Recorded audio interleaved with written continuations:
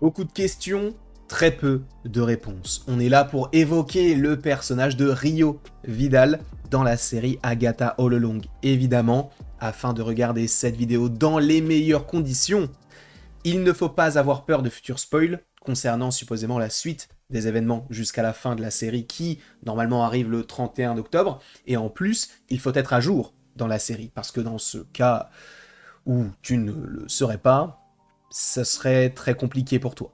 En tout cas, je suis très content de vous retrouver aujourd'hui pour une nouvelle vidéo en lien avec l'univers Marvel. Et aujourd'hui donc, on va parler d'Agatha All Along et notamment de qui est véritablement ce personnage-là. On a déjà évoqué à multiples reprises ce personnage en évoquant le fait que ce soit possiblement, attention spoiler encore une fois, la mort, uniquement la sorcière verte. Ce sont des choses qu'on va évoquer tous ensemble, parce que vous allez voir qu'en réalité, il y a des choses qui sont extrêmement intéressantes et extrêmement importantes à évoquer par rapport à ce personnage-là. Dans un premier temps, on la découvre dans le premier épisode, où on va la voir dans la bulle qu'a créée Wanda pour Agatha.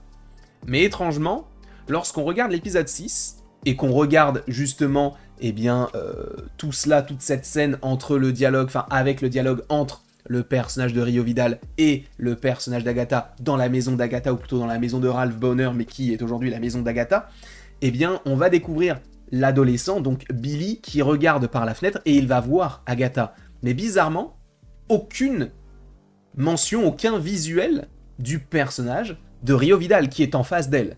Donc ça, dans un premier temps, c'est très étrange.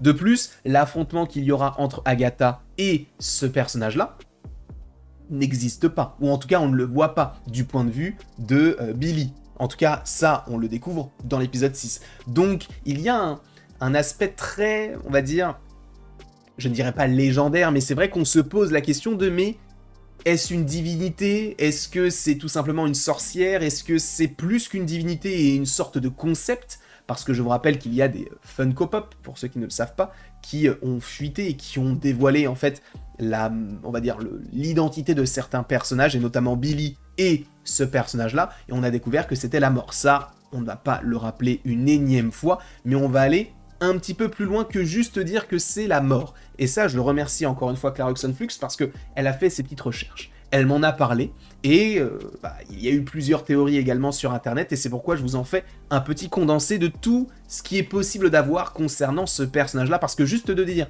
que c'est la mort, ok, mais en réalité, Marvel n'a pas utilisé la mort. C'est vrai qu'ils auraient pu, par exemple, connecter la mort avec Thanos. Ils ne l'ont pas fait. Ils auraient pu faire un plus gros lien entre la mort et Ella. Ils l'ont fait, mais ils ne l'ont pas forcément trop évoqué. Là, on parle uniquement de la mort. Juste la mort. Un concept extrêmement puissant, une divinité semblable au tribunal vivant ou que sais-je, un personnage extrêmement intéressant. À bien des abords. À bien des égards, plutôt. C'est mieux dans ce sens-là.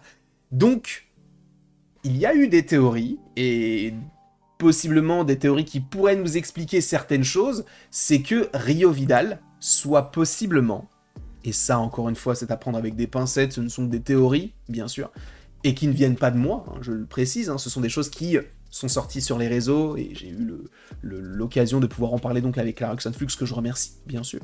Et l'idée serait que possiblement Rio Vidal soit la fille de Mephisto. Et donc Mephisto, toujours présent, rassurez-vous, toujours la banane, toujours debout. Vous avez supposément la référence. Mais en tout cas, oui, Rio Vidal pourrait être la fille de Mephisto. On avait déjà fait la vidéo concernant Agatha, mais là ça va un petit peu plus loin que ça. Pourquoi? Parce qu'en réalité, Mephisto, dans les comics, il a eu des enfants. Il a eu Mephista. Oui, il est allé chercher très très loin pour son prénom. Et Blackheart.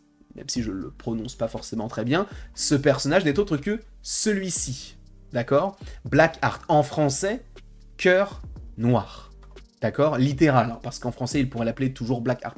Et étrangement, depuis le début de la série, Lilia avait évoqué le cœur noir. Elle avait dessiné sur la liste du sabbat un cœur noir, sans donner de nom. Elle aurait très bien pu écrire Rio Vidal, voire la mort, mais non, c'était un cœur noir. Ok. De plus, je vous rappelle qu'il y a une scène, alors je n'ai pas forcément l'image, donc je vais uniquement remettre Ryo, mais il y a une scène de dialogue dans l'épisode 1 où on a Ryo et Agatha qui parlent en disant que, enfin Agatha dit à donc Ryo qu'elle n'a pas de cœur, et Ryo dit si, j'ai un cœur, il est noir et il t'appartient. Donc, encore une fois, ce principe de cœur noir. Dans l'épisode 6 d'Agatha, on a, bon, ça c'est un petit peu annexe, mais bizarrement, le cœur qui est utilisé en emoji, c'est un cœur noir encore, alors qu'il aurait très bien pu utiliser n'importe quelle couleur de cœur. Ça, je ne pense pas que ce soit une référence à Ryo, enfin en tout cas que c'est un lien avec Ryo, mais que ça puisse être, voilà, de rappeler un petit peu ce concept de cœur noir. Et encore une fois, Blackheart, donc cœur noir en français, dans les comics, c'est le fils de Mephisto. Mais vous le savez, du côté du MCU, on aime bien réécrire un petit peu les personnages. Et donc là, Ryo Vidal, en tout cas pour l'instant, elle est loin d'être ce personnage de Blackheart. Parce qu'on peut se poser la question de mais... Bah oui, mais quel rapport? Parce que pour l'instant, c'est juste la sorcière verte.